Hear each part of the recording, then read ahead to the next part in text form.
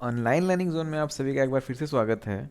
आज की इस वीडियो में हम लोग साइंस का एक बहुत ही इंपॉर्टेंट टॉपिक डिस्कस करने वाले हैं, जो कि गवर्नमेंट एग्ज़ाम के पॉइंट ऑफ व्यू से काफ़ी ज़्यादा इंपॉर्टेंट है। और गवर्नमेंट एग्ज़ाम जैसे कि C TET, super TET, SSC, UPSC, RRB, NTPC और यूपी ट्रिपल एससी और इन सब के अलावा भी जितने गवर्नमेंट एग्ज़ाम्स होते हैं जिनमें साइंस का पेपर होता है, उसमें इस टॉपिक से काफ़ी ज़्यादा क्वेश्चन पूछे जाते हैं।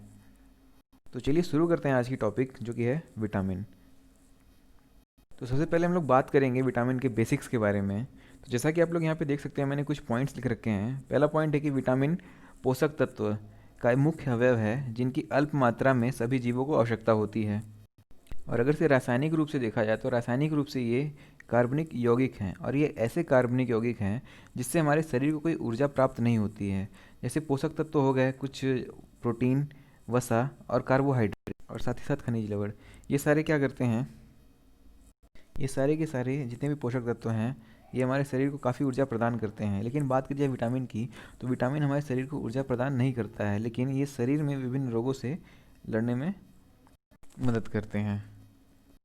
हम ये भी कह सकते हैं कि उन यौगिकों को विटामिन कहा जाता है जो शरीर द्वारा पर्याप्त मात्रा में ऊर्जा उत्पन्न नहीं करते हैं, बल्कि भोजन के रूप में लेना आवश्यक होता है। ऐसे तत्व विटामिन कहलाते हैं। तो ये तो रहा विटामिन के बारे में बहुत ही ब्रीफ सा इंट्रोडक्शन। चलिए बात करते हैं विटामिन की खोज के बारे में। विटामिन की खोज के बारे में बात करते हैं तो जो विटामिन की खोज का श्रेय फंक को जाता है, यानी फंक ने विटामिन की खोज की थी, ऐसा माना जाता है। लेकिन वास्तव में विटामिन की खोज हॉपकिंस ने 1912 ईस्वी में की थी, जिसके लिए हॉपकिंस को 1929 ईस्वी में नोबेल पुरस्कार से भी सम्मानित किया गया था। तो फंक ने क्या किया था, फंक ने केवल विटामिन का नामकरण किया था, जिस वजह से विटामिन के खोजकर्ता के तौर पे फंक को जाना जाता है। चलिए अब आगे बढ़ते हैं हम लोग। अब आगे बात करते हैं हम लोग विटामिन के प्रकार पे। तो विटामिन के प्रकार घुलनशीलता के आधार पर दो प्रकार के होते हैं। पहला जल में घुलनशील विटामिन और दूसरा वसा में घुलनशील विटामिन। वैसे बात करी जाए विटामिन होते कितने हैं, तो प्रमुख रूप से विटामिन 6 होते हैं, जिसमें से vitamin A, B, C, D, E और के होते हैं। अब इन 6 विटामिन में जल में घुलनशील विटामिन होते हैं विटामिन बी और विटामिन सी, और वसा में घुलनशील विटामिन हैं विटामिन के, विटामिन ई, विटामिन डी और विटामिन ए। जो वसा में घुलनशील विटामिन है, इसको याद करने का एक बहुत ही आसान सा ट्रिक है, जो कि है कीड़ा। तो यहाँ पर आप लोग देख सकते हैं जो लेटर्स हैं के, ई, डी और ए, ये मिलकर के एक वर्ड फॉर्म कर रहे हैं कीड़ा। तो कीड़ा की सहायता से हम लोग ये याद कर सकते हैं कि जो वसा में घुलनशील विटामिन होते हैं वो होते हैं विटामिन के, विटामिन ई, विटामिन डी और विटामिन ए। तो इस वर्ड कीड़ा की मदद से ये याद करना थोड़ा सा आसान हो जाएगा कि वसा में घुलनशील विटामिन कौन कौन से होते हैं। और जो बचे दो विटामिन, विटामिन बी और विटामिन सी, ये दोनों जल में घुलनशील विटामिन हैं। तो ये तो रहा विटामिन के प्रकार के बारे में। चलिए अब बात करते हैं विटामिन के जो रासायनिक नाम होते हैं उनके बारे में, और उसको किस तरीके से हम लोग याद रख सकते हैं उसकी ट्रिक के बारे में भी बात करते हैं। तो जैसा कि मैंने बताया कि विटामिन बेसिकली 6 होते हैं। तो इन 6 विटामिन के लिए जो इनका रासायनिक सूत्र है, रासायनिक नाम है, उनको याद करने के लिए एक बहुत ही आसान सी ट्रिक है, जो कि है इन 6 विटामिन के रासायनिक नाम को याद करने के लिए कि यहाँ पर मैंने छोटा सा सेंटेंस लिख रखा है, रथ एक टॉफ़ी। जैसा कि आप लोग देख सकते हैं यहाँ पर इस सेंटेंस में 6 लेटर्स हैं। पहला है आर, जो कि विटामिन ए के लिए है, फिर थ विटामिन बी के लिए, उसी तरीके से ए, सी के लिए, क, डी के लिए और ई के लिए टा और फी है। तो आर जो है विटामिन ए के लिए है, और आर से हम लोग याद रखेंगे रेटिनॉल, जो कि विटामिन ए का रासायनिक नाम है। उसी तरीके से थ से हो जाएगा थायमिन। थ से बात करी जाए तो थायमिन, जो कि विटामिन बी का रासायनिक नाम है। उसी तरीके से विटामिन सी के लिए ए है, विटामिन डी के लिए क, और ए से हमारा जो है एस्कॉर्बिक एसिड, यानी कि विटामिन सी का जो रासायनिक नाम होगा वो होगा एस्कॉर्बिक अम्ल या फिर एस्कॉर्बिक एसिड। और क से होगा कैल्सीफेरॉल, जो कि विटामिन डी के लिए है। तो विटामिन डी का जो रासायनिक नाम होगा वो होगा कैल्सीफेरॉल। और ट से, ट डिनोट कर रहा है विटामिन ई को, और विटामिन ई का जो रासायनिक नाम होगा वो होगा टोकोफेरॉल, टी से टोकोफेरॉल। और लास्ट में विटामिन के लिए है एफ, यानी कि फी, जो कि फिलोक्विनोन है, और ये फिलोक्विनोन विटामिन के का रासायनिक नाम है। तो इस तरीके से vitamin A B C D E के नाम को हम लोग आसानी से याद रख सकते हैं इस सेंटेंस की मदद से। रथ एक टॉफ़ी। अगर से ये सेंटेंस हम लोग को याद रहेगा तो विटामिन ए से लेकर के तक के रासायनिक नाम को हम आसानी से याद रख सकते हैं। तो ये तरह बेसिक रूप से जितने भी विटामिन होते हैं, यहाँ पर 6 हैं, तो उन सब बेसिक रूप से विटामिन की बात हो गई। अब यहाँ पर विटामिन बी की बात करी जाए तो थायमिन जो है विटामिन बी वन का नाम है। और उसी तरीके से विटामिन के 8 टाइप्स होते हैं, यानी 8 और विटामिन हैं, जिसमें से पहला है बी वन जो कि थायमिन है, फिर उसके बाद बी टू, फिर बी थ्री, बी फाइव, और vitamin B seven, B nine और बी ट्वेल्व। जैसा कि मैंने बताया विटामिन बी वन का नाम है थायमिन, उसी तरीके से विटामिन बी टू का नाम है राइबोफ्लेविन, और उसी तरीके से बी थ्री नियासिन है, और बी फाइव पेंटोथेनिक एसिड है, और बी सिक्स है पायरिडॉक्सिन, और B seven biotin, B nine folic acid है, और जो लास्ट में बी नाइन है, सॉरी बी ट्वेल्व है, वो है साइनोकोबालामीन। अगर से टोटल विटामिन हैं, अगर से पूछा जाता है कि कुल कितने विटामिन हैं, तो 13 मान के चलते हैं हम लोग। मुख्य रूप से 6 हैं, लेकिन B one B two B three और सारे बी के जितने भी सब विटामिन हैं उनको मिला करके टोटल 13 विटामिन होते हैं। चलिए इन सब विटामिन के बारे में हम लोग डिटेल से पढ़ते हैं कि इन सब विटामिन की कमी से होने वाले रोग कौन से हैं और उनके स्रोत क्या क्या हैं। तो सबसे पहले हम लोग बात करते हैं विटामिन ए के बारे में। जैसा कि मैंने बताया विटामिन ए का रासायनिक नाम है रेटिनॉल। विटामिन ए की बात की जाए तो विटामिन ए हमारे शरीर में त्वचा, बाल, नाखून, ग्रंथि, दांत, मसूड़े और हड्डियों को समान रूप से बनाए रखने में सहायता करती हैं। और इनकी कमी से जो होने वाले रोग हैं वो है रतौंधी, संक्रमण का खतरा, जीरो जीरोप्थेल्मिया जिसमें आँख के सफ़ेद हिस्से में धब्बे होने लगते हैं, वो जीरोप्थेल्मिया से संबंधित है, और आंखों का पानी सूख जाता है, और कार्निया में अल्प अल्सर बढ़ने लगता है। तो ये सारे के सारे विटामिन ए की कमी से होने वाले रोग हैं। अब इनके स्रोत कौन कौन से हैं? ये विटामिन ए हम लोग कहाँ कहाँ से पा सकते हैं? सबसे पहला स्रोत है दूध, अंडा, पनीर, हरी साग सब्जी और मछलीकृत तेल। जो मछलीकृत तेल है वो विटामिन ए का प्रमुख स्रोत है। चलिए बात करते हैं विटामिन बी के बारे में। विटामिन बी का रासायनिक नाम अगर से विटामिन बी वन का रासायनिक नाम की बात करें थायमिन है। और विटामिन बी से रिलेटेड ये है कि ये शरीर में पाए जाने वाले डीएनए को बनाने और उनकी मरम्मत करने में सहायता करते हैं, और यह बुद्धि, रीढ़ की हड्डी और नसों के कुछ तत्वों को बनाने में मदद करते हैं। और विटामिन बी की मदद से ही आरबीसी का निर्माण होता है। तो ये सब रहे विटामिन बी के बारे में। अब इनके टाइप्स के बारे में चलिए जानते हैं हम लोग। सबसे पहला टाइप है विटामिन बी वन।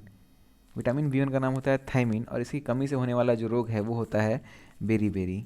और इसके स्रोत आप लोग देख सकते हैं यहाँ पे मूंगफली, तिल, सूखा मिर्च, बिना धुली दाल, यकृत, अंडा एवं सब्जियां हैं। और अब बात करते हैं विटामिन बी टू की। विटामिन बी टू का जो रासायनिक नाम है वो राइबोफ्लेविन है, और इसकी कमी से त्वचा का फटना, आँखों का लाल होना और जीभ का फटना, ये सारी बीमारियां होती हैं। और इसका जो स्रोत है विटामिन बी टू का वो है खमीर, कलेजी, मांस, हरी सब्जियां और दूध। अब बात करते हैं विटामिन बी थ्री की। विटामिन बी थ्री का रासायनिक नाम है नियासिन और निकोटिनेमाइड। और इसकी कमी से होने वाला जो रोग है वो होता है पिलाग्रा, यानी कि जो त्वचा दाद होता है। पिलाग्रा को फोडी सिंड्रोम के नाम से भी जाना जाता है। अब पिलाग्रा में होता क्या है कि दस्त आने लगते हैं, त्वचा रोग और भ्रम होने की स्थिति का खतरा बढ़ जाता है। तो ऐसी स्थिति आने पे जो रोग होता है वो विटामिन बी थ्री की कमी से होता है, और उस रोग का नाम पिलाग्रा या फिर फोडी सिंड्रोम होता है। और इसके जो स्रोत हैं यानी विटामिन बी थ्री के स्रोत हैं मांस, मूंगफली, आलू, टमाटर, पत्ती वाली सब्जियां, ये सब। इसके बाद बात करते हैं हम लोग विटामिन बी फाइव की। विटामिन बी फाइव का जो रासायनिक नाम है वो पेंटोथेनिक एसिड है, और इसकी कमी से बाल सफ़ेद हो जाते हैं और मंद बुद्धि होना, इसी कमी से ये रोग हो जाता है। और इसके जो स्रोत हैं वो है मांस, दूध, मूंगफली, गन्ना, टमाटर आदि। इसके बाद जो विटामिन बी सिक्स है वो है पायरिडॉक्सिन। इसका इसकी कमी से होने वाले रोग हैं एनीमिया, त्वचा रोग। अगर से बात करी जाए एनीमिया की, तो एनीमिया रक्त संबंधी कोई बीमारी है, और ये विटामिन बी सिक्स की कमी से होता है। और इस विटामिन बी सिक्स के स्रोत की बात करी जाए तो यकृत, मांस, अनाज, ये सारे के सारे विटामिन बी सिक्स के स्रोत हैं। अब जो विटामिन बी सेवन है उसका रासायनिक नाम है बायोटीन, और इसकी कमी से जो रोग होते हैं वो है लकवा और शरीर में दर्द इसकी कमी से होता है। और बालों का गिरना, ये बायोटीन की कमी से होता है। और इसके जो स्रोत हैं मांस, अंडा, यकृत, दूध, ये सब विटामिन B7 के मुख्य स्रोत हैं। चलिए अब आगे बात करते हैं हम लोग विटामिन B9 की। विटामिन B9 का रासायनिक नाम है फॉलिक एसिड, और इसकी कमी से जो होने वाले रोग हैं एनीमिया और पेचिस रोग। और इसके जो स्रोत हैं विटामिन B9 के, दाल, यकृत, सब्जियां, अंडा और सेम, इन सबसे हम विटामिन B9 को प्राप्त कर सकते हैं। और लास्ट में जो विटामिन बी का प्रकार है वो है विटामिन B12। इसका जो रासायनिक नाम है वो है साइनोकोबालामीन। और इसकी कमी से भी एनीमिया होता है। एनीमिया आप लोग देख सकते हैं यहाँ पे B7 की कमी से, B9 और B12 तीनों की कमी से, यानी विटामिन बी की कमी से एनीमिया रोग होने का खतरा ज़्यादा होता है। एनीमिया रोग की बात करी जाए तो एनीमिया रोग में खून में आरबीसी कम होने की स्थिति पैदा हो जाती है। यानी जब खून में रेड ब्लड कार्पसेल्स यानी लाल रुधिर कणिकाएं कम होती हैं तो एनीमिया रोग होने का खतरा बढ़ जाता है।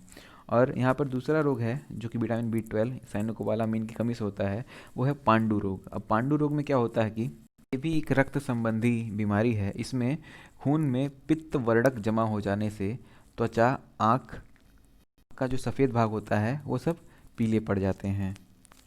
और विटामिन B12 के स्रोत की बात करी जाए तो मांस, कलेजी, दूध, ये सारे के सारे विटामिन B12 के स्रोत हैं।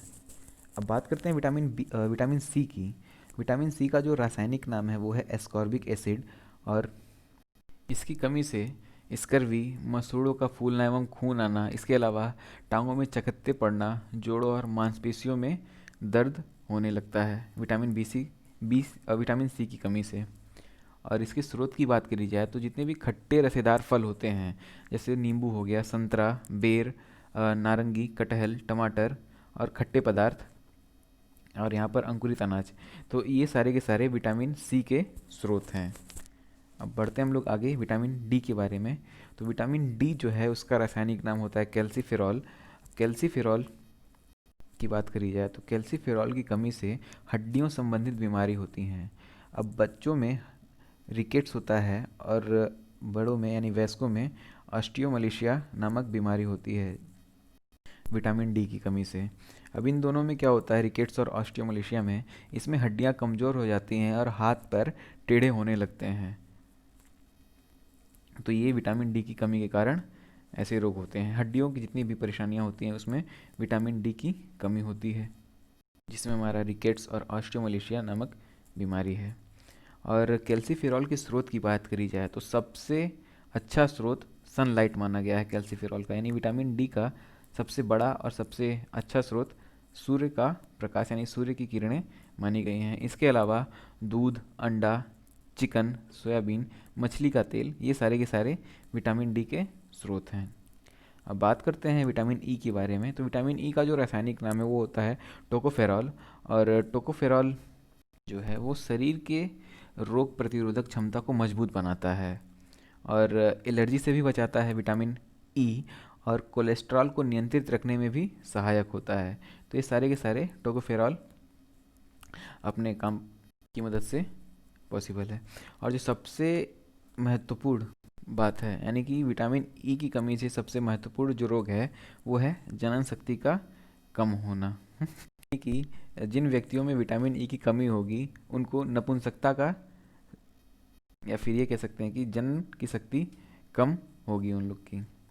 तो इसके जो स्रोत हैं विटामिन ई के वो हैं पत्ती वाली सब्जियां, दूध, मक्खन, अंकुरित गेहूं और वनस्पति तेल। सबके अलावा चना और सूरजमुखी के बीज, जो कि बहुत ही महत्वपूर्ण स्रोत है विटामिन ई के लिए, और जौ, खजूर, चावल की मांड, इन सब से हम लोग विटामिन ई की आपूर्ति को पूरा कर सकते हैं। अब लास्ट में जो विटामिन है हमारा विटामिन के, जिसका रासायनिक नाम है फिलोक्विनोन, और इसकी कमी से रक्त का थक्का नहीं बनता है। कि विटामिन के की कमी से होने वाला जो रोग है वो होता है रक्त का थक्का न बनना। और इसके जो स्रोत हैं वो हैं टमाटर, हरी सब्जियां, और जितनी भी हरी पत्तेदार सब्जियां हैं जैसे पालक हो गया, टर्निप साग हो गया, सरसों का साग, फूल गोभी, अंकुरित चना, मछली, मांस, अंडा आदि, ये सारे के सारे विटामिन के स्रोत हैं। इसके अलावा विटामिन के आंतों में भी उत्पन्न होता है। तो ये सारे के सारे विटामिन के स्रोत हैं। तो ये रही सारे विटामिन्स की कमी से होने वाले रोग और उन सारे विटामिन का रासायनिक नाम और उन सारे विटामिन्स के क्या क्या स्रोत हैं उनके बारे में पूरी जानकारी। तो आई होप जो मैं बताने की कोशिश कर रहा हूँ आप लोग को, आप लोग के पास आसानी से पहुँच रहा होगा। तो चलिए अब बात करते हैं हम लोग इस टॉपिक से रिलेटेड कुछ ऑब्जेक्टिव क्वेश्चन की। और इस टॉपिक से रिलेटेड जो भी ऑब्जेक्टिव क्वेश्चन हम लोग डिस्कस करेंगे वो सारे के सारे क्वेश्चन किसी न किसी प्रीवियस एग्जाम्स में पूछे जा चुके होंगे। तो चलिए देखते हैं क्या उन ऑब्जेक्टिव क्वेश्चंस को। तो जैसा कि आप लोग देख सकते हैं, पहला क्वेश्चन यहाँ पर है कि विटामिन ऐसे पदार्थ हैं जो हमारी उपापचयी दर बढ़ाकर भार में कमी लाते हैं। पहला ऑप्शन है ये। दूसरा ऑप्शन है स्वस्थ रहने के लिए दवाई के रूप में लिए जाते हैं।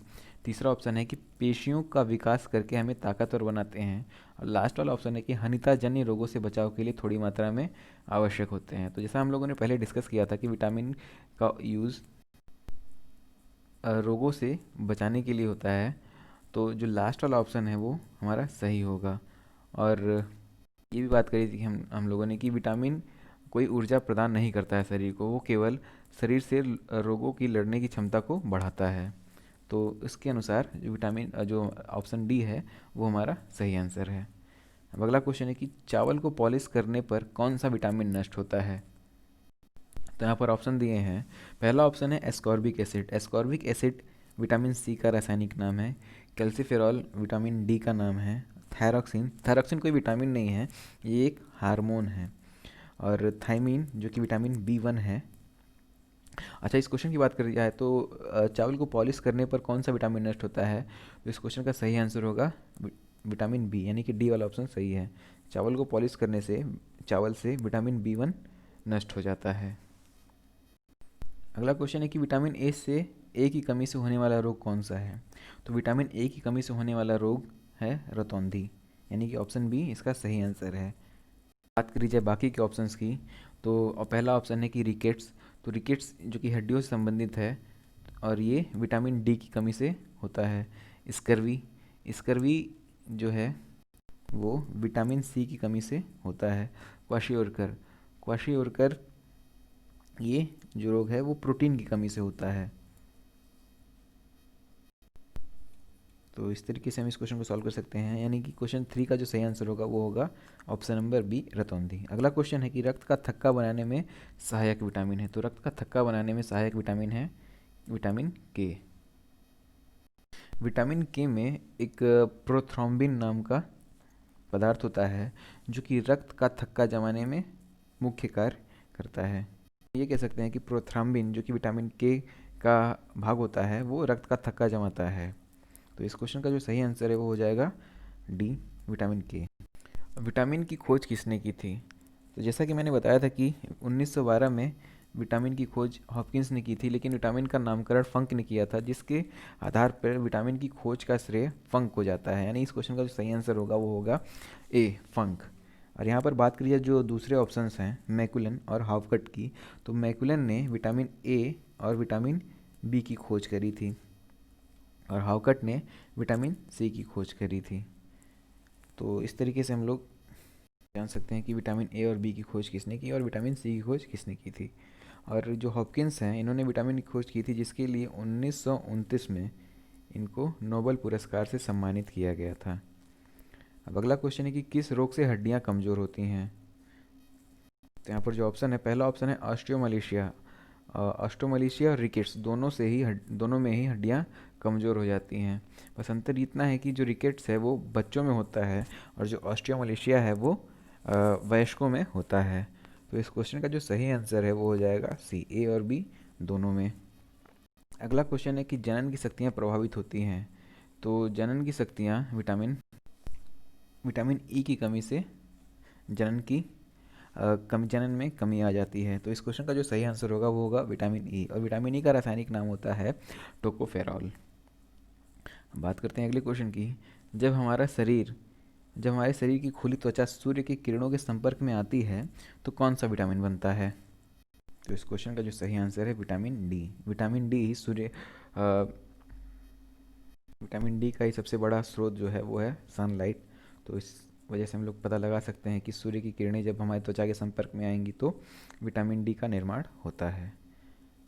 तो चलिए बात करते हैं अगले क्वेश्चन की। अगला क्वेश्चन है कि 4D सिंड्रोम किसकी कमी से होता है। 4D सिंड्रोम यानी कि पेलाग्रा रोग की बात हो रही है।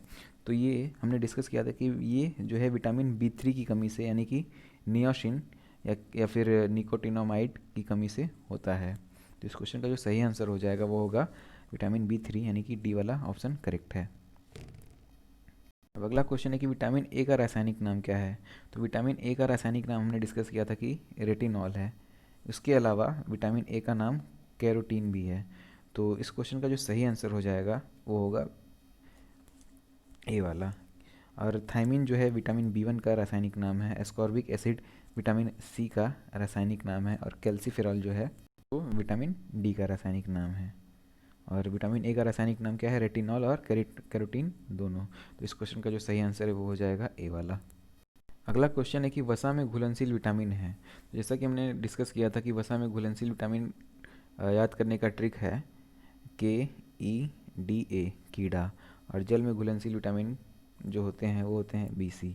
तो इसके आधार पे हम लोग सॉल्व कर सकते हैं इस क्वेश्चन को। तो यहाँ पर ऑप्शन दिया है विटामिन बी जो कि जल में घुलनशील है, तो ये वाला ऑप्शन नहीं होगा। विटामिन सी ये भी जल में घुलनशील है, तो ये वाला ऑप्शन भी नहीं होगा। तो ये जो ऑप्शन सी है विटामिन डी, तो ये वाला ऑप्शन हमारा सही है। तो इस क्वेश्चन का जो सही आंसर होगा वो होगा विटामिन डी यानी कि सी वाला।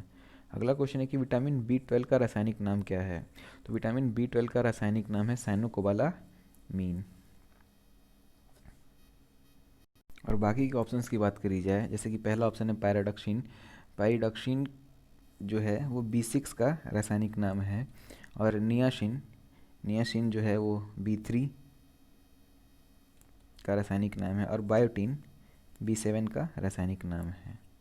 चलिए बढ़ते हैं हम लोग अगले क्वेश्चन की तरफ। अगले क्वेश्चन से पहले ये जो क्वेश्चन नंबर 12 है उसका सही आंसर है विटामिन साइनोकोबालामीन जो कि है B12। अगला क्वेश्चन है कि विटामिन बी की कमी से होने वाले रोग नहीं हैं। तो विटामिन बी की कमी से होने वाले रोग हमारा रिकेट्स ये नहीं है, क्योंकि ये जो है ये कैल्सीफेरॉल यानी कि विटामिन डी की कमी से होने वाला रोग है। बेरी की बात करिए तो बेरी विटामिन B1 की कमी से होता है। और त्वचा की बीमारियां वो विटामिन B2 की कमी से होती हैं। और पेलाग्रा वो विटामिन B3 की कमी से होता है। तो इस क्वेश्चन का जो सही आंसर हो जाएगा वो होगा रिकेट्स यानी कि ए वाला। अब बात करते हैं अगले क्वेश्चन की। विटामिन सी का मुख्य स्रोत क्या है। तो विटामिन सी का मुख्य स्रोत है खट्टे एवं रसेदार फल। तो ऑप्शन नंबर बी सही हो जाएगा। लास्ट क्वेश्चन है कि विटामिन डी का प्रमुख स्रोत क्या है। तो विटामिन डी का प्रमुख स्रोत हम लोगों ने डिस्कस किया है कि सूर्य का जो प्रकाश होता है सनलाइट, वही विटामिन डी का मुख्य स्रोत है। तो इस क्वेश्चन का जो सही आंसर है वो हो जाएगा विटामिन डी का प्रमुख स्रोत सूर्य का प्रकाश। और ऑप्शन नंबर सी सही आंसर है। तो आज की इस वीडियो में बस इतना ही। और इस वीडियो में हम लोगों ने विटामिन से रिलेटेड जितने भी इम्पोर्टेंट कॉन्सेप्ट हो सकते हैं, इम्पोर्टेंट टॉपिक हो सकते हैं, सारे के सारे कॉन्सेप्ट और टॉपिक्स को डिस्कस किया और उनसे रिलेटेड कुछ ऑब्जेक्टिव क्वेश्चंस भी डिस्कस किए। तो जो कि आने वाले गवर्नमेंट एग्ज़ाम्स के लिए काफ़ी ज़्यादा हेल्पफुल साबित हो सकते हैं। तो आई होप आप लोग को ये वीडियो पसंद आई होगी और हेल्पफुल भी लगी होगी। तो अगर से ऐसा है तो प्लीज़ आप लोग इस वीडियो को लाइक करिए, जितना हो सके शेयर करिए। अगर से आप लोगों ने इस चैनल को सब्सक्राइब नहीं किया है तो प्लीज़ इस चैनल को सब्सक्राइब कर दीजिए। तो आज की इस वीडियो में बस इतना ही। मिलते हैं अगली वीडियो में, तब तक के लिए थैंक यू सो मच।